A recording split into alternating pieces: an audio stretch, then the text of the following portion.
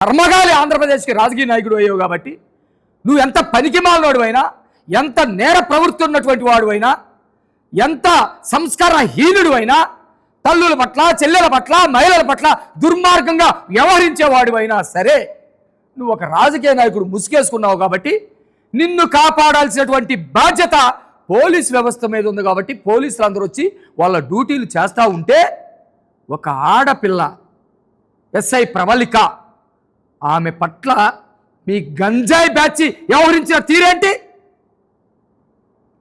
సినిమాల్లోనే చూస్తాం.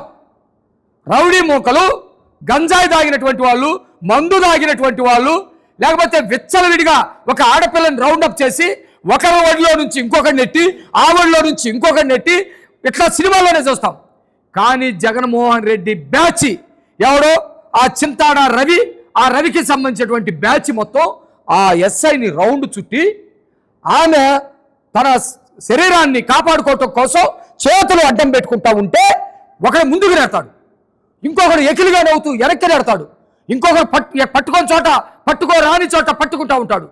ఒక సినిమాని మరిపించే విధంగా ఒక ఆడపిల్లని, పోలీస్ ఆఫీసర్ని అత్యంత గుబుత్సాకరమైనటువంటి రీతిలో రౌండప్ చేసి ఆ విధంగా చేస్తూ ఉన్నారంటే వాళ్ళని కూడా రేపొద్దున పాపం ఏదో ఆడపిల్ల కనపడింది, పోలీస్ డ్రెస్ వేసుకోగానే ఆ పిల్లని ఏదో చేయాలని అనుకున్నారు.